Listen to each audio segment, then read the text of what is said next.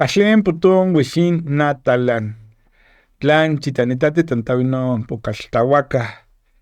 Muy buenos días tengan todos ustedes. Estamos en un nuevo episodio de La Casa del Jaguar. Chic Lapani sería en Totonaco. Ichan Tecuani sería en náhuatl. Y hoy esta mesa está de lujo porque tenemos a dos colegas, a dos compañeros que nos reúne para hablar aquí sobre algo en particular, sobre el territorio del Totonacapan y también sobre lo totonaco, siendo que ninguno de nosotros somos totonacos, pero creo que lo totonaco se lleva, lo tenemos en el corazón y en nuestra sangre también. De mi lado izquierdo me acompaña la doctora Alejandra Gallardo. Alejandra, buenos días. Buenos días, maestro. Un placer estar con ustedes esta mañana en esta mesa, compartiendo con un colega y un querido amigo, Iván de Ans, y pues esperemos que sea un momento agradable, una charla entre amigos. Muchas gracias, buenos días. Y de mi lado derecho, creo que de la pantalla será el lado izquierdo, está un gran amigo, un gran colega, y para mí en lo particular lo considero un gran hermano. Está con nosotros el doctor Iván Gerardo. Bueno, yo digo tu nombre completo porque nada más se conoce como Iván de Ance, pero es Iván Gerardo de Ance Bravo y Troncoso. Órale. Doctor, buenos días. Kaslen lu pashgatsinil wishin digo welate duno na pashgatsinin kol quintala Guillermo palakata welate duno y aquí pashuama oku lanka Caltahuaca Universidad Intercultural del Estado de Puebla pashgatsinil. Gracias a ti, Iván. El motivo que nos reúne hoy aquí es para presentar y comentar ante ustedes un material que está calientito porque acaba de salir de la imprenta. Y nos referimos en particular a este libro que ustedes están viendo pues aquí atrás de mi pantalla. Es este libro que se llama Aquinin, Memoria y Cotidianidad entre los Totonaco, de Totonaco de la Sierra. Este libro maravilloso pues viene a engrosar la biblioteca en general sobre lo totonaco. Recordemos que pues se escribe muy poco sobre los pueblos originarios de México y en particular del Totonacapan.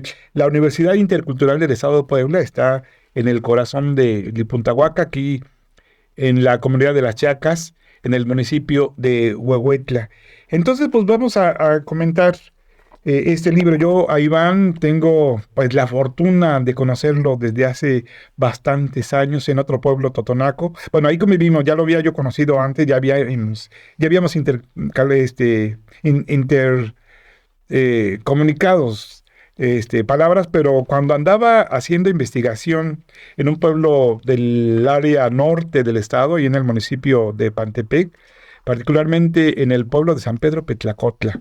Doctora, ¿usted ya lo leyó o ya lo empezó a leer? ¿Qué es, de qué se trata este libro? Muy bien, pues primero quisiera felicitar a Iván por este gran esfuerzo, este gran trabajo que nosotros leemos. Lo quiero felicitar pues por la gran pasión que demuestra en las letras. Cuando yo leí este libro, sentí una gran emoción porque muchos de los pasajes que están aquí, pues Iván nos los ha compartido. Por ejemplo, nacer en el Totonacapan. Son retratos de una manera muy nítida, muy cercana de lo que sucede aquí en la región. Los que conocemos a Iván y que tenemos el gusto de haber sido colegas, estar compartiendo en las aulas con él, sabemos la importancia que le da a la lengua totonaca y a las historias y conocimientos de los estudiantes. ¿Cómo los llevan al aula? Cuando yo veo este trabajo, pues mucho de lo que esta congruencia, de lo que Iván nos dice y actúa con sus estudiantes, pues se ve reflejado en este libro. Me da mucho gusto ver que este también es un proyecto de su tesis de doctorado. Y cuando yo veo las publicaciones de Iván, cuando, por ejemplo, si alguno de ustedes quisiera saber más sobre lo que está escrito aquí, pueden entrar a la página de internet de la Fundación de Ans, Troncos, Fundación de Ans se llama, ¿cierto? Y pues tiene una compilación de todos los textos el amor que tiene Iván del Totonacapan, pues nace desde que él es un adolescente, un Boy Scout que llega acá a trabajar, posteriormente hace su tesis de licenciatura, de maestría, de doctorado, le ha dedicado toda su vida al Totonacapan. Entonces, pues este trabajo, este libro que nosotros vemos acá, pues es parte de este resultado, de hablar, de convivir con las personas, de escucharlas en su lengua. También pues vemos cómo va integrando esos saberes de la academia, pero lo hace de una manera bastante amable, muy condescendiente con los lectores, pues porque nos lleva de la mano en pues debates tan complejos como es qué es el totonacú, la adscripción étnica. Lo hace de una manera muy cercana para sus estudiantes. ¿Para quién escribes, Iván? Yo ya no quiero seguir hablando y mejor Antes escuchemos que, a él. que nos diga para quién escribe, yo también quisiera comentar. Decía ya hace un rato que ya bastantes años que conozco al hermano Iván. Y bueno, cuando se fundó la Universidad Intercultural del Estado de Puebla en el 2006-2007, fue uno de los fundadores. Y algo que a muchos de nosotros aquí en la universidad, a los propios estudiantes, les llamó la atención es que Iván decidió hacerse totonaco. Pero no solamente por esforzarse en hablar la lengua en todo contexto aquí en la comunidad, con la gente, sino incluso en su indumentaria. En esos años, ahora lo vemos ya vestido de Luan, con camisa y con jeans, pero en ese tiempo Iván usaba guarache, usaba calzón de manta, usaba camisa de las que se usan aquí en el Totonacapan, y era su vida cotidiana, era su forma de vestir. Incluso sus hijos nacieron aquí, algunos de sus hijos nacieron aquí en la comunidad, y la lengua a la que estaban expuestos, muchos de ellos, de los 3 hijos que tiene, era el totonaco. Entonces él también les hablaba el totonaco. Me acuerdo porque uno de sus hijos tenía el pelo largo. Entonces, pues un niño chiquito, su carita, y la gente le preguntaba, a ver, le preguntaban en totonaco, ¿es niño o es niña? Y el niño contestaba Kawasa, estaba en totonaco. Kawasa. Iván, esto, como dice la doctora Alejandra Gallardo, efectivamente, en este libro se refleja tu amor hacia el Totonacapan, a lo totonaco. ¿Cuál fue lo que a ti te motivó para decidir que, pues, que una parte de tu vida fuera totonaco? Muchas gracias de todo corazón, Lu Pashtagatzinil, Pashuama Kinaku. Mi corazón está contento de estar aquí con ustedes. Creo que ni mi madre me hacía tantos halagos como ustedes. Y bueno, desde luego sentirse en casa en la Universidad Intercultural del Estado de Puebla, este lugar que efectivamente venimos a fundar, comandados por el doctor Guillermo Garrido, quien nos ha enseñado a generaciones y generaciones parte de este amor por los pueblos originarios y por el aprendizaje de la lengua, la cultura y la historia. Y ya habrá tiempo en otros momentos de ahondar en estos detalles de la historia de la universidad, pero particularmente el texto surge de una inquietud de cuando yo tenía 12 años. Yo estaba en un colegio marista de tradición de origen jesuita y cuanto hay, y tenían esta costumbre de durante Semana Santa llevar a jóvenes para que tuvieran esta experiencia de acompañamiento de alfabetización, algunas veces de celebraciones religiosas y cuanto hay. Servicio social que hacen también. Exactamente, en la comunidad, ¿no? Muchas congregaciones de origen católico y bueno, no se diga otras denominaciones religiosas que también tienen estas experiencias. Entonces yo en realidad no sabía nada de la región, no tenía ni idea de a lo que íbamos. Yo quería ir a pasear porque todo en mi casa era muy aburrido. Mi mamá era una mujer pues muy urbana, que aunque venía de un rancho y de un pueblo, igual que la familia de mi papá, yo crecí totalmente urbanizado, ¿no? Era cosa de alta cocina al microondas y abrir leche de caja y voilà, leche fresca. Entonces no tenía absolutamente idea de nada de lo que pasaba fuera del terruño y de mi ciudad. Llegando a esta región, precisamente a Sosocolco, ¿no? Visitamos algunos ejidos de Huehuetla, algunos de Sosocolco. Estuve 10 días en una región en la que no entendía nada de lo que se hablaba. Había niños de mi edad que medían la mitad de lo que yo medía y comían la mitad de lo que yo comía. Y yo veía pues muchas necesidades, yo veía como muchas complejidades. De hecho, en aquel entonces, como nos pasa a los que ya tenemos cierta edad, recordamos estos pueblos en los que no había caminos, entonces había que llegar caminando. Entonces un trayecto que hacía la gente de Sosocolco, de Hidalgo, a este ejido, a esta localidad, a esta comunidad, probablemente en hora 40, en 2 horas. Yo hice que el grupo lo hiciera en más de 5 horas, pues, porque me trababa, me caía, traía un costal de marinero, no sé para qué, traía una hamaca, me amarraban con la hamaca. Entonces fue una experiencia muy traumante, me picaron, se me treparon las pulgas, los piojos, me enfermé, me Garrapatas. desmayé, me insolé. Fue una experiencia realmente traumante para mí porque jamás había tenido esta experiencia. Y desde entonces, ¿no? La gente que me recibió, decidí que iba a dedicar todos los esfuerzos de mi vida a acompañar a estas personas. Y pues así fue. Fue tu acercamiento. Tenías 12 años de edad. Digo, muy joven. A esa edad muchos de nosotros estamos pensando en otra cosa, cómo terminar la primaria, cómo iniciar la secundaria, los que tenemos oportunidad, porque hay mucha gente aquí en el Totonacapan que no tiene esa oportunidad. Pues muy joven. Efectivamente, quería ser yo maestro rural, precisamente Ajá. porque hay gente que no tenía la oportunidad de leer, de escribir, de saber, de conocer. Y conocí un viejito que todavía anda por ahí, José Vázquez, a quien le agradezco también el texto, igual que otras personas importantes en mi vida como Guillermo aquí presente. Y bueno, son esas personas las que me enseñaron a mí y a generaciones de jóvenes a compartir, a estar en armonía con la naturaleza, a creer más en el ser humano, en las personas, a la separación de trabajos, el trabajo comunitario, en equipo. Y bueno, de ahí vino pues el amor por la lengua, ¿no? La necesidad de ver las necesidades de las personas me llevó a entender que si no es a partir del vehículo de la lengua, no podemos comunicarnos con las personas, ni aprender la cultura, ni reproducir la cultura, ni poder compartir ningún tipo de experiencia o de conocimiento. Entonces, eso, digamos, en un principio yo tristemente llegué con más lástima que otra cosa, porque si la gente vive muy mal, con el paso del tiempo vi que yo vivía muy mal. En realidad, que las personas en ese entonces, pues la explotación de recursos era muy equilibrada. Tenían luz, pero no tenían camino, con lo cual implicaba que se había organizado toda la comunidad para traer los postes de luz como si fueran palos de volador, arrastrados para poder hacer la línea de electrificación. Entonces, solidaridad social, equilibrio medioambiental, buena alimentación, ¿no? Alguna escasez de recursos por la distancia, pues me cambió totalmente la vida. Entonces quise ser maestro, quise ser historiador, quise ser antropólogo, quise volcarme a la región y todos mis trabajos, desde primero de secundaria hasta la actualidad, salvo un trabajo en algún posgrado que me sugirieron que no fuera sobre la región, todos han sido sobre la región. Pues me acuerdo de tu tesis de licenciatura, tu investigación de licenciatura, que hiciste en San Pedro Petlacuatla. Estos lugares donde estuvo Alain Michaud. Alain Michaud, francés que estudió precisamente la religión de los totonacos de la sierra. Y yo ahí te conocí porque eras muy joven, ya estabas casado, no tenías hijos, pero ahí andabas en el pueblo con tu libretita, con tu grabadora, con tu cámara fotográfica. Cuando una vez me invitaste con pues voy a decir, porque fíjate que yo no estoy de acuerdo con algunos antropólogos que dicen que la gente es informante, con esta visión nada más de Claro. extraer. Y bueno, una de las curanderas era tu colaboradora de investigación. Y estuve presente cuando fuiste un día a entrevistarla.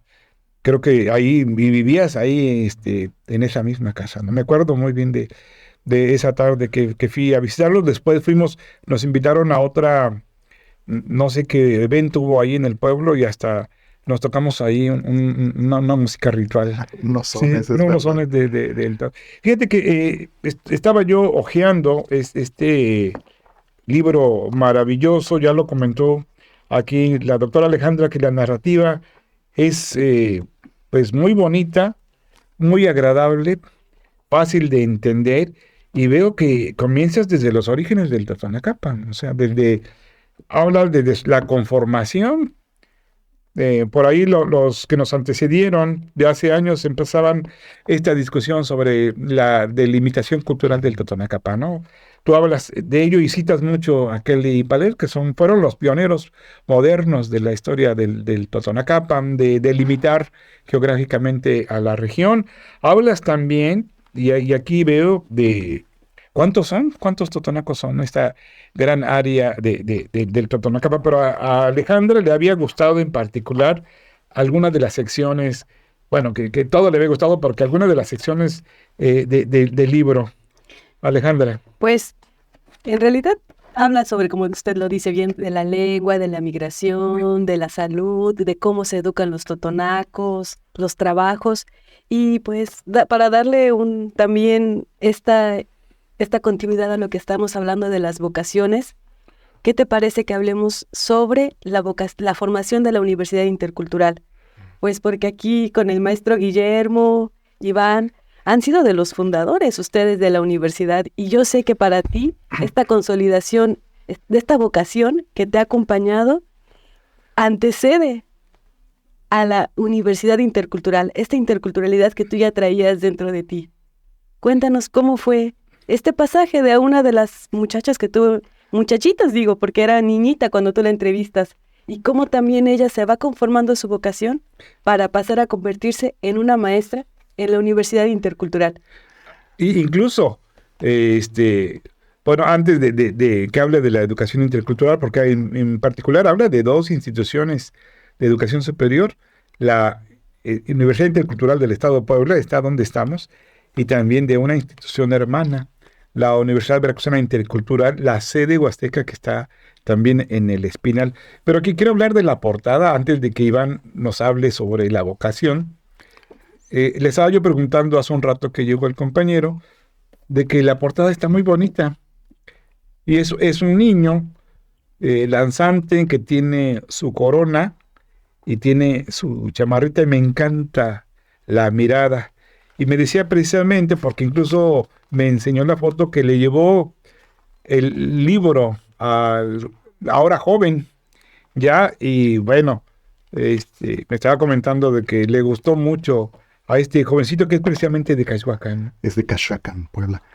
¿Por dónde empezar? Creo que ambas historias están concatenadas. La experiencia de compartir y de escribir este libro es una experiencia maravillosa, porque quiero hacer un aporte académico, digamos como académico formal que somos como investigadores, sin dejar el lado humano, sin dejar la parte vivencial, la parte de la experiencia. Creo que el gran logro es ese, durante estos años haber podido conjugar la parte personal con la investigación rigurosa académica. Y esto es un doble reto, porque por una parte las personas le cuentan a uno muchas cosas cuando se genera esta confianza, viviendo en las localidades, en todas las localidades que aparecen y que se abordan en el trabajo. Viví específicamente durante un tiempo considerable. La que menos fue en Cachoacán, donde estuve 6 meses, pero el resto pues fueron estancias de años. Entonces, en esta experiencia de tantos años, además, desde la fundación de la universidad, ¿no? En aquel entonces, como ya mencionó el maestro Guillermo, apareció, por ejemplo, Sofi, esta estudiante de la Universidad Veracruzana Intercultural, siendo totonaco, que comparte su historia, que es una mujer que desde niña tuvo grandes penurias, digamos, perdió a su papá y muchas otras cosas que, bueno, no se abordan ahí porque es parte de su vida personal. Pero bueno, ella fue construyendo su vida personal trabajando como albañil, ¿no? Como trabajadora manual, y tuvo mucha discriminación por ser hablante de totonaco. Y entonces la parte que ella comparte conmigo en una entrevista que permite que se comparta en el texto y demás hace tiempo, pues da cuenta de eso, ¿no? De cómo la Universidad Intercultural fue fundada para este tipo de personas que son originarios de la región, que han heredado de los ancestros la lengua, la cultura, y que no tenían otras oportunidades de educación superior, o que tenían que emigrar. Y entonces ese es el gran logro para nosotros en la educación intercultural, que sean realmente las personas herederas, los herederos y las herederas de esta cultura las que se apropien de la universidad. Y ahora pues con esta administración tenemos las cereza en el pastel, porque tenemos el rector que es de un pueblo originario, hablante de una de las lenguas originarias de la región, colegas, docentes, investigadoras, investigadores, ¿no? Entonces para mí es muy emocionante cerrar como este ciclo con la publicación de este libro, en donde pude tener esta experiencia con Alejandra de tener un coloquio de tesis en donde la estudiante que conocí cuando tenía 4 años expone totalmente su trabajo de tesis en totonaco, y la discusión se da en totonaco con profesionales hablantes de totonaco, y no profesionales como con los que empezamos, que bueno, decíamos, ¿y ahora a quién ponemos de sinodal en la tesis hace 15 años? Pues mire, él es agrónomo, pero es totonaco. Ahora no, ahora tenemos lingüistas, historiadores, filólogos, físicos, ¿no? Tenemos como muchas disciplinas, y creo que el trabajo da cuenta de este bien hecho, de este gran proyecto que los totonaco fueron llevando, que las mujeres y los hombres totonaco fueron desarrollando a lo largo del tiempo, y que nos permitieron a algunos mestizos, a algunas personas de fuera, aprender su lengua, aprender su cultura, para que ellos lograran su objetivo de poder heredar a las nuevas generaciones esto que es la lengua y la cultura totonaco. Y de ahí la portada es Ángel, un joven de ahora, en ese entonces tenía 4 o 5 años, Ahora Ángel tiene 16 años, ahora que le fui a llevar el libro, y para la familia es muy emocionante porque desde ese entonces, pues Ángel sí hablan la lengua, sí son parte de la cultura, pero ya no son esa larga tradición de lo totonaco que nosotros cuando éramos jóvenes estábamos acostumbrados a ver, la gente con la indumentaria tradicional. Son jóvenes de nuevas tecnologías, de plataformas digitales, con ropa moderna, que bueno, siguen siendo parte de esta riqueza cultural, siguen ocupando y están en el reto de vivir todavía en la discriminación y la marginación por ser nombrados totonacos y de no estar muy convencidos de usar la lengua en público. Todavía ese es nuestro gran reto, pero en ese entonces eso quisimos retratar con Angelito, ¿no? Que era un danzante, pero él andaba con su chamarrita, ya no usaba guarachitos y hoy día anda con ropa moderna, pero orgulloso acompañando a sus abuelos a las fiestas tradicionales. Es músico, es una gran persona, es una gran familia, su papá es policía. Su mamá pues, siempre ha trabajado igual con su papá el campo. Sus tíos egresados de aquí de la Universidad Intercultural. Exactamente, sus tíos, ambos egresados de la Universidad Intercultural. También aparecen en el texto. Entonces, para mí, con esto quiero cerrar esta participación, es una riqueza enorme que a diferencia de otros investigadores, y como nos enseñó Memo Garrido hace tantos años a grandes generaciones de estudiantes que nos acercamos para aprender de él, nuestros textos y nuestras fotografías no son de gente que vimos una vez en el camino y que en los textos aparecen como este hombre totonaco cortando leña, ¿no? Todos los pasajes, todas las personas que aparecen, todas las entrevistas, todas las fotografías, todo lo que hay en nuestros trabajos de investigación son personas de a pie con las que nosotras y nosotros durante estas décadas sufrimos que no había agua y que había que cargar agua al manantial, que los niños lloraban, que nos enfermamos, que el huracán nos dejó damnificados en 2008, que el huracán nos dejó damnificados en la institución el año pasado, el año antepasado, las epidemias, los problemas políticos, toda y cada una de las cosas que tenemos en estos textos, estos alumnos que venimos de estos grandes profesores que ahora nos coordinan nuevamente. Es esto, tener una investigación de colaboradores, como también nos enseñaron hace más de 20 años, no de informantes, y de vivir con ellos la experiencia de la construcción colectiva de conocimiento. Muchas gracias, Iván. Y pues, si pudiésemos hablar de una metodología de trabajo, tal parecería que sería la metodología de la amistad.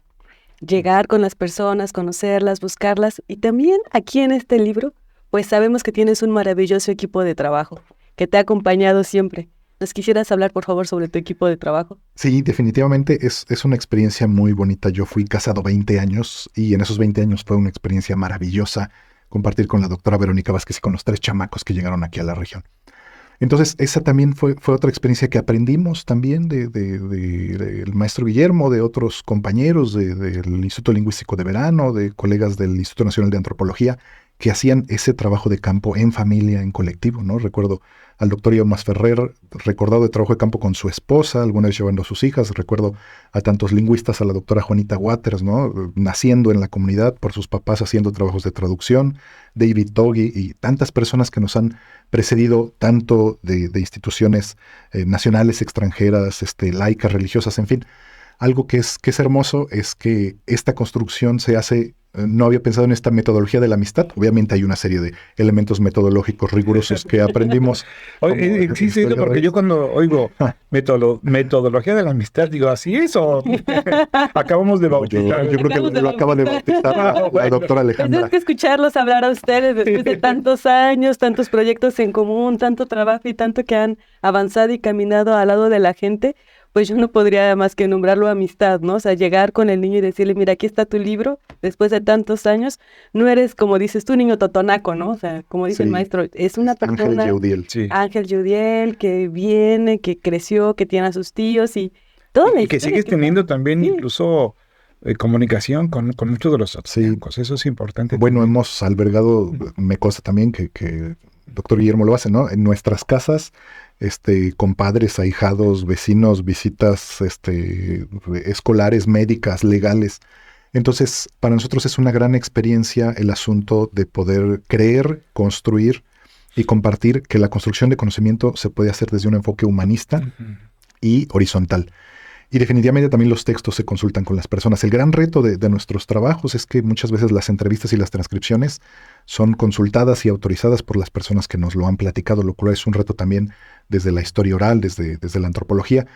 Hay otras ramas de las ciencias sociales que en definitiva hacen ese trabajo extractivista que bien ya mencionó que tengo la costumbre de Memo, ¿no? No, de así, soy Memo, ni me digas, no, ni con tantos años. Aquí no funcionan los grandes académicos.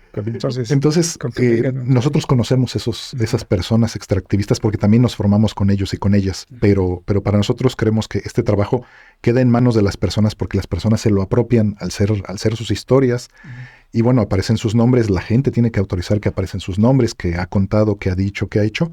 Y bueno, también hay una parte documental en donde rendimos homenaje a los que nos precedieron, a los anónimos que construyeron los censos, en el caso de lo que retomó de los totónacos desde el siglo XIX, y aquellas personas que también académicos nos precedieron, como Isabel Kelly y Ángel Palerm, que posteriormente de trabajar con Kelly fundó el Departamento de Antropología en la Ibero. Entonces, estoy muy, muy orgulloso que este trabajo al final fuera editado por la Universidad Intercultural, porque es un trabajo intercultural en todo sentido, es decir, atiende a mucha formación disciplinaria, ecuménica, religiosa, a mucha formación filosófica, académica, antropológica, con influencia de la Ibero, de la ENA, de la UAB, de tantas instituciones, y a la vez pues intercultural por las lenguas y las culturas y las personas y las generaciones que son protagonistas en este texto. Y de ahí el título. Aquinin es literalmente en totonaco nosotros, pero el verbo ser está implícito en el pronombre en totonaco, entonces la traducción es nosotros los que somos o nosotros somos. Y entonces no es que yo realmente me considere totonaco, siempre es un halago que en las presentaciones de libros, porque hemos hecho otros trabajos, talleres de evolución de materiales y cuanto hay, la gente suele decir que es uno de nosotros y aunque yo quisiera y no lo soy porque realmente no comparto las mismas necesidades y las mismas penurias, porque yo puedo regresar a mi universidad, a mi trabajo, cobrar mi quincena y tener una vida más estable, sí creo que realmente compartimos juntas y juntos con las personas del pueblo totonaco un horizonte cultural y de ahí el título de Nosotros. Fíjate que en estos días estamos de fiesta. Antier fue el día 8 de diciembre. Fue la fiesta patronal de aquí de la comunidad, de las Chacas. Mañana, en estos días también precisamente es de estas fiestas nacionales en torno a Guadalupe. ¿Y por qué menciono esto? Porque me acuerdo mucho de una vez en aquellos años cuando iniciamos este maravilloso proyecto que es la Universidad Intercultural del Estado de Puebla. Te vinieron a ver los músicos de aquí de la región, todos los músicos tradicionales, los guapangueros, porque querían que tú fueras el padrino, el mayordomo de la fiesta de Santa Cecilia. Fíjate que antes de esa vez no se hacía como se hace ahora. Ahora Santa Cecilia aquí en Huehuetla es una gran fiesta. Vienen todos los músicos de todas las comunidades, hacen su guapangueada en la tarde, pero van a esta imagen que tú donaste, que es tan pues venerada, querida por los músicos. Y entonces me acuerdo porque en ese tiempo tú, es cuando andabas vestido incluso de totonaco. Y no era por cuestión, digo, folclórica, o sea, no era un lugar revestido de totonaco, o sea, él lo sentía y no querías demostrar pues absolutamente nada, y así lo quisiste tú. Entonces, vinieron y fueron a la procesión. ¿Cómo estuvo? ¿Qué te dejó esa enseñanza? El reto fue que un huracán nos dejó damnificados a mí y a mi familia, ¿no? Mi esposa y mis hijos, y pues, nos quedamos sin cosas. Entonces la gente de la localidad en la que vivíamos, solo había 2 luganes de la universidad, el maestro Guillermo y nosotros, ¿no? Bueno, 3. Los demás profesores, por las condiciones tan complicadas que había en la región, preferían vivir con justa razón en Zacapuastla, o venía gente desde Cuetzalan, o por lo menos en Huehuetla. Entonces no había más gente viviendo en la localidad, y era una localidad pues de hablantes de monolingüe bastante alta. Al perder nuestras cosas nos dijeron, bueno, pues ¿para qué compras cosas? Hazte la ropa de la región, y pues aquí está doña Marcela, que es la que cose, hizo la ropa, y entonces los niños andaban de calzón de manta, yo también, y mi entonces esposa, la doctora Verónica Vázquez, también andaba con sus naguas. Era una experiencia muy, muy bonita. Pero además, algo que aprendí también del maestro Guillermo hace mucho tiempo es que no solo puede uno ser un académico ocioso en la región, sino hay que tener un oficio. Yo sabía criar pollos y conejos, pero aprendimos el oficio de la música. Y eso mucho antes de llegar a la intercultural. Entonces, también el que también es músico, acá no reluce mucho eso por todas las ocupaciones que tiene a cargo de la institución, pero músico y bailarín, pues. Sí, sí, lo hemos visto, los que conocen a nuestro Guillermo, Iván, sí los hemos visto. Y en ese contexto, ser músico acompañado. tradicional, yo con mi esposa en aquel entonces era muy bonito porque nos invitaban a tocar a fiestas tradicionales donde la gente no tenía para pagar un trío musical. Pues ¿en cuánto nos van a cobrar? No, pues nada, a mí me paga el Estado, me paga la universidad, pues yo puedo ir. Entonces nos invitaban a tocar a las fiestas a localidades muy alejadas donde la gente no tenía para pagar un trío, para hacer una fiesta, un cumpleaños. Vimos 15 años muy sencillitos, cosas maravillosas en ese entonces. Y además tomábamos las fotografías y les devolvíamos y les regalábamos las fotografías. En ese entonces, pues de rollo. Entonces a cambio, pues nos ayudaron a cargar los niños, nos llevaban comida. Entonces cuando nacieron los niños en la comunidad, hubo compadrazgo, ¿no? Con los músicos y surgió la idea de hacer la mayordomía de Santa Cecilia como hacía en los pueblos importantes como Zacapuazlo, Cuetzalan. Entonces, Aquí no se hacía, ¿no? no se hacía. No se hacía. Y Como nos- ahora, que ahora es una gran fiesta, te digo. Sí, no, ya No me sé, tocó el sí, año pasado, qué sí. barbaridad, ¿no? Y una Sí. gran fiesta. Y fue muy bonito que nos hicieran ese halago, que nos vinieran a buscar a la universidad y que me pidieran, pues como músico tradicional, ir por la imagen y hacer el mayordomo, el primer mayordomo, no sé si le llaman Qué mayordomo honor fundador. tan grande. La verdad es que yo a la fecha no lo comento porque era algo como muy íntimo de la comunidad, pero es sorprendente ir en la comunidad, en la localidad, en el municipio y que lo vayan saludando a No, uno. claro, pero los o sea músicos. que la comunidad, que los totonacos te den esa confianza, o sea, a que te sientan como de ellos, ¿no? Porque ven al doctor, bueno, ven a Iván, voy a quitarlo de doctor, y cuando salía del coche, pues lo vende 1.80, no sé cuánto mide, con su tez, clarito un poco en esos tiempos también requemados, ahora que está en Puebla, pues ya Más no se de requema tanto, colorido. más bonito, pero lo sentían de ellos, como Totonaco. A todos les hablaba en Totonaco, sus niños les hablaban en Totonaco, los niños respondían, ¿no? Le preguntaban al chatito y decía, Kawasha, ¿no? Soy niño, le decían a toda la gente. Iván, bueno, yo he estado también, te digo, en esta lectura del libro, hay muchos aspectos. Hablas incluso también de la lengua y tú tienes una experiencia en particular con el Totofis, me acuerdo muy bien de eso. ¿Qué otro aspecto?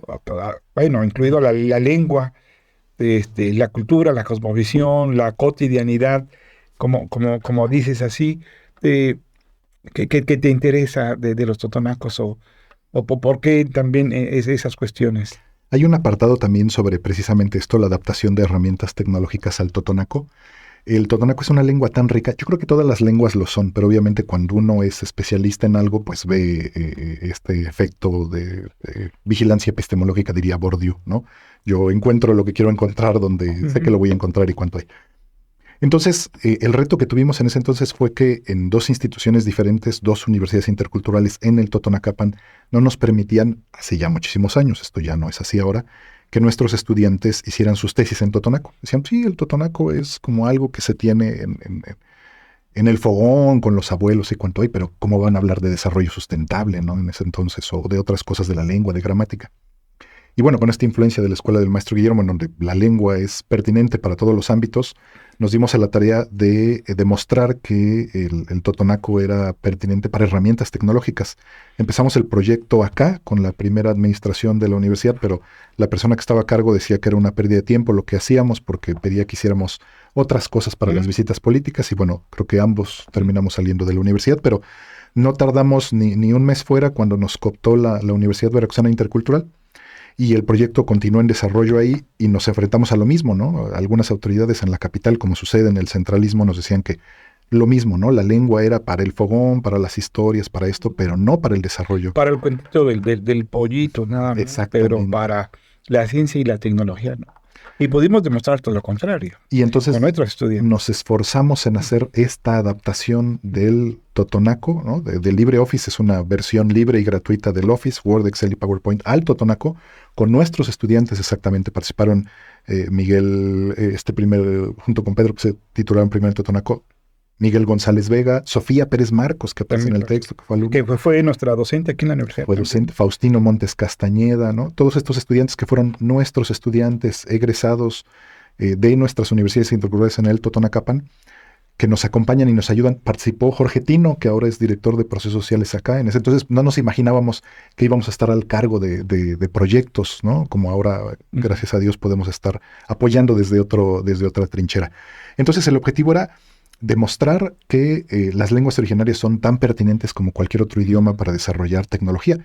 Y de hecho, en mi trabajo actual, que es el Centro Interdisciplinario de Investigación y Enseñanza de la Ciencia de la Benemérita Universidad Autónoma de Puebla, el reto es utilizar igualmente inteligencia artificial y redes neuronales para el fortalecimiento de las lenguas originales. Estamos desarrollando un proyecto de traducción, de interpretación, identificación de variantes, que igual que con el TOTOFIS, que nos llevó 3 años, tiene un largo camino por recorrer, pero seguimos pensando que el totonaco es una lengua, es una cultura que tiene muchísimo para dar. Entonces, el reto es ese, ¿no? ¿Cómo puede participar la lengua y la cultura de los totonaco en la conquista del espacio? Claro.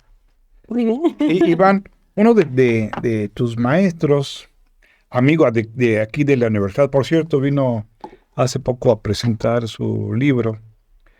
Él tiene también un escrito sobre el Totonacapan y el título de ese libro es Los dueños del tiempo.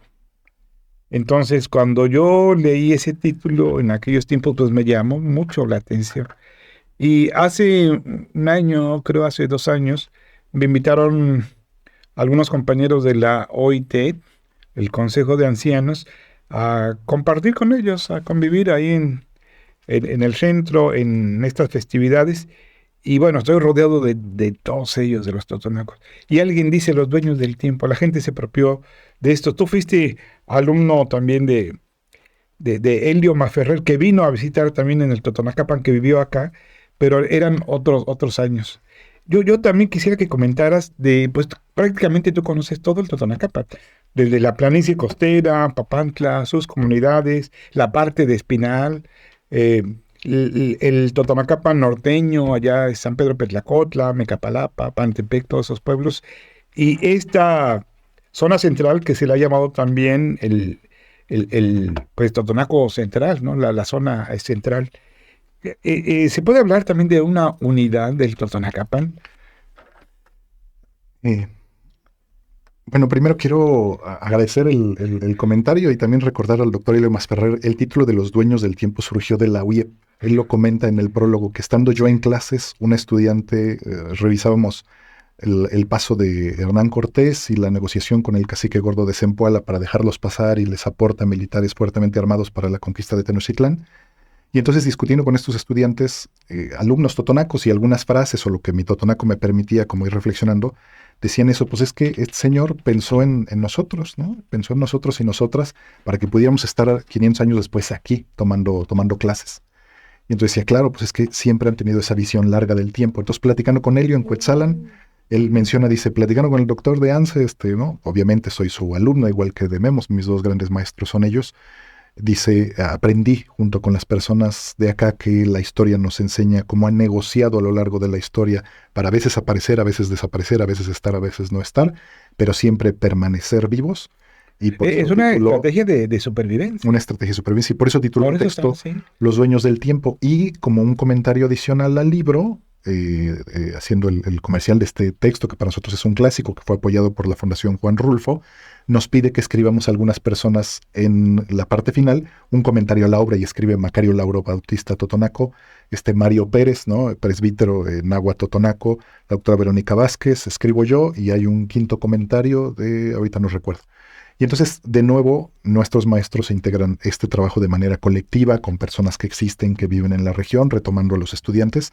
Y ese título de Los dueños del tiempo surge aquí con un estudiante, Nereida Rivera, que me parece que es de Ixtepec, en la misma Universidad Intercultural del Estado de Puebla. Respecto a la pregunta de si existe o no un continuum, a mí me daba pavor a la vez sacar el libro, porque yo no soy arqueólogo, yo en realidad soy etnólogo de formación inicial, y respeto muchísimo a los historiadores puros y duros como el maestro Guillermo, a los lingüistas puros y duros, a los arqueólogos puros y duros como Annick Daniels, por ejemplo, esta colega belga que también es más mexicana y totonaca que muchos de los que han nacido en la región. Y entonces esta discusión acerca del continuum, me parece que en realidad un acierto es llamar académicamente a los pueblos de filiación totonacana, ¿no? Ni siquiera el nombre totonaco corresponde porque de origen falta el prefijo clasificador, tendría que ser Actotonacú, y no necesariamente serían los corazones en todas las variantes y en todos los tiempos. Entonces, querer entender lo totonaco como un núcleo duro, Sí, continuo, claro. sería como pensar en México como un México único de una sola cultura. Entonces, para mí, el Totonacapan, este continuum histórico, territorial, humano, social, pues es esta parte de la historia y del territorio habitado por muchas personas que tienen una diversidad cultural, una diversidad lingüística probada y una diversidad histórica y de filiación que a veces se acerca más a lo que los académicos definimos como lo totonaco y a veces se aleja más de Sí, ello. sí, tienes mucha razón porque, bueno, de que faltan muchos estudios sobre la afiliación de lo totonaco. Recientemente, bueno, no tan recientemente, pero sí hace algunos años hubo un estudio nuevo, innovador, donde filiaban a los totonacos con los totosoques. Antes se decía, en las primeras teorías se decía que los totonacos pertenecían a un gran tronco mayense. Hubo un totonacólogo en ese tiempo que echó abajo esta teoría y bueno, se habló de siempre como que una familia aislada, un tronco, un grupo humano aislado, solamente totonacos y bueno, el grupo que se separó lingüísticamente, que son los tepehuens, ¿no? Pero bueno, recientemente tuvo esta investigación de 5 colegas lingüísticas donde filian a la lengua totonaca con las lenguas mijezoques. Entonces este tronco ya se habla el tronco totosoque, ¿no? Los soques, eh, los mijes son los que estuvieron ahí en esta parte del sur de Veracruz, en Tabasco, incluso pues algunas de las lenguas que hablaron los olmecas incluso, ¿no? Entonces, pues siempre hay algo innovador y que eh, eh, algo de explicar de lo totonaco, no solamente en la parte de la lengua que falta muchísimo desarrollarlo. Hace falta en las escuelas mucha literatura para los niños, darle continuidad a estos trabajos, por ejemplo, de incluir a la lengua en las tecnologías modernas, como este Toto Office, que da incluso mucho prestigio a la lengua, ¿no? Sí, para mí el gran reto después de este texto es continuar con la animación de la lengua. El año pasado, los 3 años pasados trabajando aquí en la Universidad Intercultural, mi trabajo de vinculación era con eso, con talleres de animación y revitalización lingüística en Ixtepec. Y la verdad es que la sorpresa fue muy grata porque si bien yo valoro el esfuerzo que hacen los lingüistas por identificar el origen del totonaco y el proto-totonaco y hace mucha falta, hace muchísima más falta gente que contribuya en la continuidad de la lengua. Claro. Por un lado, gente que contribuya a disminuir la discriminación que todavía los alumnos padecen por ser hablantes de totonaco y por otro lado, gente que anime el uso de la lengua desde el uso de la lengua. Y aquí es inevitable retomar las enseñanzas del maestro Guillermo. Hace 18 años hicimos un recorrido por todas las localidades de influencia de la universidad y veíamos este regaño explícito y esta prohibición de usar el totonaco dentro y fuera de la lengua.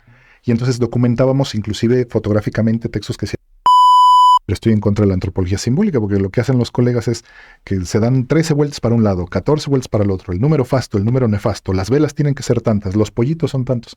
Y de repente en las celebraciones, cuando no va el antropólogo, le dan 20 vueltas a la mesa y ni cuentan, ni se les olvide, los pollitos se salen de la mesa y las velas se caen. Cuando no va el antropólogo. Sí, entonces Claro, es verdad. es mucho más Sí. importante para mí la vitalidad cultural, que continúe, que se haga como una continuidad, que realmente el análisis del ritual. Si la gente quiere dejar de hacerlo, porque además siempre, cuando hice mi documentación de la tesis de licenciatura, lo que decía Leo Masferrer es que ese ritual ya no se hacía.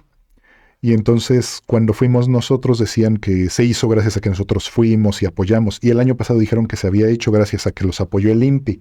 Y el año antepasado, ¿no? Y Alain Ishon dice que si no fuera porque él financió para que se hiciera el ritual, no se hubiera hecho.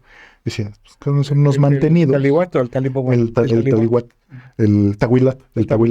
Entonces estos son unos mantenidos que siempre encuentran la forma de manera inteligente de decir que no se va a hacer si no los apoyan y cada año encuentran financiamiento externo. Es muy caro. Yo fui a un talihuat a Mecapanapa Y pues salió caro porque Claro. dura días. Y hay que Pero matar entonces, poder. lo que yo les digo es eso. Si la cultura ya no tiene la necesidad o la fortaleza de reproducir de igual manera el ritual, pues lo adapta. Claro. Nosotros ya no celebramos las posadas como cuando éramos niños y había piñatas y comida para todos. Y ahora te dan pues lo que alcanzan, un panecito, una ¿Ya torta. está? Ah, bueno. Ah, Jesús, le cortas. Ah, bueno, pues miren, termino con la idea que sí. estaba antes, perdón. Entonces, hace 18 años documentamos precisamente cómo es que discriminaban a los niños y los castigaban en la escuela. Entonces los mandaban a lavar el baño como lo más sucio por hablar totonaco, a poner dinero en la alcancía, había castigos físicos y letreros explícitos. En los 2 años pasados hice el mismo ejercicio para dar continuidad a lo que el maestro Memo nos enseñó a hacer cuando fundamos la universidad y encontramos los mismos castigos. Y entonces, no diré las escuelas y las localidades, pero los jóvenes decían lo mismo, decían es que yo por hablar totonaco me regañan, me sostienen los libros, me hacen así, la tal maestra me aventaba el gis, el borrador. Y entonces el caso más drástico para nosotros fue un muchacho que, aunque intentamos hacer las entrevistas en totonaco, en grupos focales, con hablantes de totonaco, alumnos de la intercultural, este muchacho decía, yo jamás vuelvo a hablar esa lengua. Y decía, porque yo estando en la escuela, me acusó la maestra de que yo hablaba totonaco, y llegué a mi casa y mi papá me puso una golpiza por hablar totonaco en la escuela, golpeándome y regañándome en totonaco. Entonces, si a mí me están regañando en mi propia lengua por hablar mi lengua, castigado por haberla hablado. Ay. Entonces, esto fue el año pasado, estamos en 2023. Entonces, de ahí la inquietud es cómo es que, sin dejar de ser académicos rigurosos, podemos participar en que esto que estudiamos y que nos apasiona como científicos siga existiendo, Claro. y que no se convierta solo en letra muerta, y que entonces, en lugar de ser antropólogos sociales, pues nos volvamos etnohistoriadores y arqueólogos. Ujú. Miren, pues miren, vamos a hacer aquí un comercial. Está el libro de Aquilín y hemos acordado que tenemos pues 10 ejemplares para obsequiar, y a los primeros 10 que hagan comentarios en la plataforma de YouTube, ¿no? De YouTube, donde aparece sí. video. Estamos también en otras plataformas, pero es el podcast, el audio, pero en video pueden poner su nombre y pueden interactuar con la publicación, compartirla, y a los primeros 10 comentarios tendrán como obsequio un libro de Aquilín. Pues ya pasamos bastante tiempo acá. A mí se me ha hecho cortito, pero aprovechemos hace un momentito para platicar. Dice Iván que él ya se pasó mucho tiempo hablando. Para variar, aquí en la sierra, pues no puede faltar este fallo de la luz. Se nos fue la luz y se cortó. No sabemos dónde. Ahí los técnicos van a tener que empatar la situación, pero vamos a ir cerrando. Yo le agradezco muchísimo a Iván de que esté compartiendo con nosotros estas pues cosas tan íntimas de tu vida con lo totonaco.